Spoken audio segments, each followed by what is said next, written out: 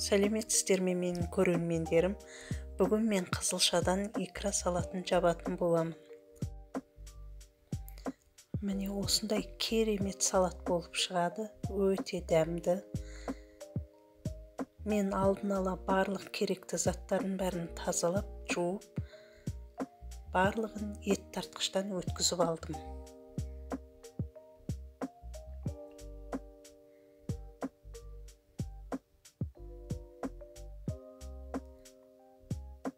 Сәбізімді ет тартқыштан өткіздім.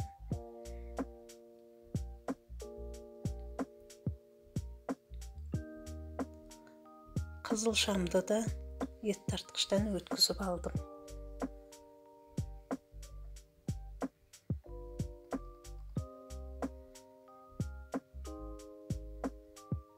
Пиязымды бір үлкен бас пияз алып, ұсақтап осылай турап алдым.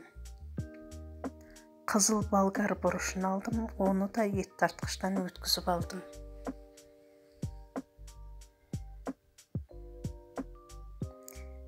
Енді алдын ала қызанақтарымды да ет тартқыштан өткізіп, осылай дайындап алдым. Барлық заттарыңызды алдын ала дайындап алсаңыздар, өздеріңізге жеңіл болады. Енді үлкен ыдысымды алып, оған 300 мл сұйық майымды құйып, қыздырып аламын. Майым қызған соң, алдын ала туралған пиязымды жақсылап қуырамын.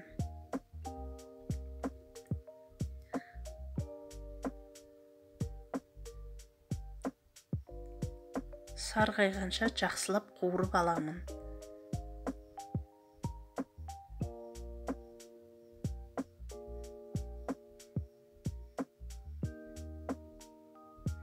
Пиязым сарғайып қуырылған соң, оның үстіне қызылшамды салып, оны да жақсылап араластырып қуырамын.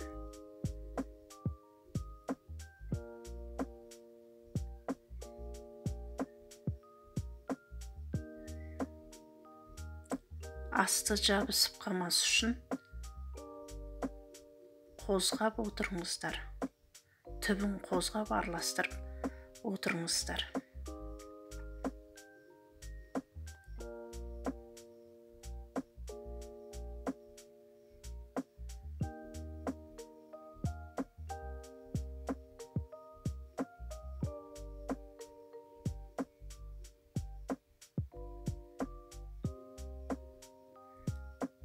Енді қызылшаның үстіне сәбізімді саламын.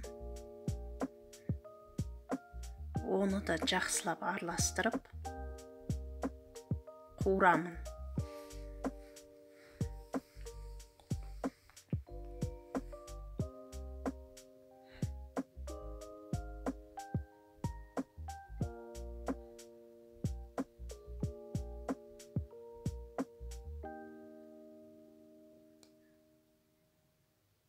Сәбіздің үстіне болгар бұрышын саламын.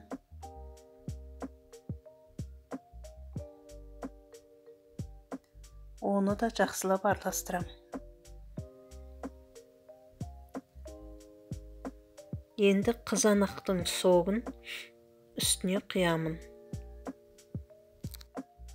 Жақсылап араластырып,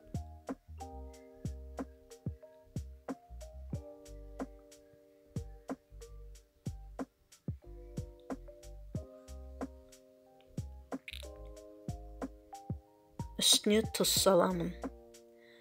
Мен 4 ас қасық тұз салдым, және 3-4 ас қасық шекер салдым. Барлығын жақсылап араластырып, қайнағанын күтемін. Қызылшаны салғаннан бастап, барлық заттарды 30 минут қуырдым. Енді тұзын барлығын салғаннан кейін, тағы да қайнап шыққанын күтіп, қайнаған соң 1 сағат қайнатамыз. Жақсы қайнап шыққанын.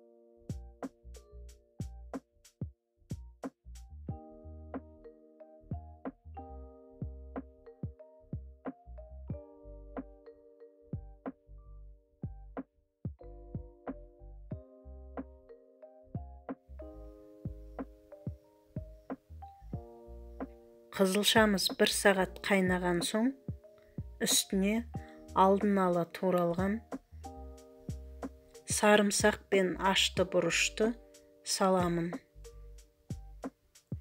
Жақсылап бір рет араластырып, қайнағанын күтіп, қайнаған соң сарымсағымды 10 минут қайнатып аламын.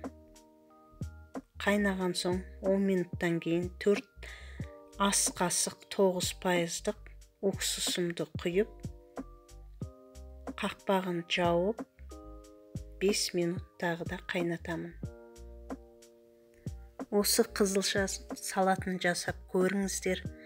Қыста өте керемет дәрумендерге бай салаттардың бірі. Қыста ашып жесеңіздер, дәруменге өте толы дәмді салаттардың бірі.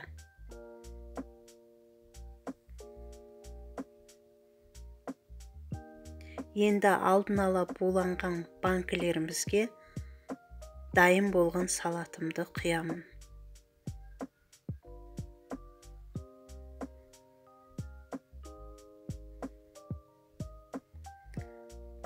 Салаттарыңыздың оттың астын өшіріп тастамаңыздар. Жай басып қойыңыздар, жаймен салаттарыңыз қайнап тұру керек. Өйткені банкіге ыстықтай құю керек салатты. Салаттарымызды ыстықтай жабамыз.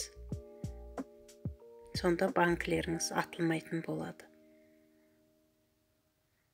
Міне банкымды толтырып алдым.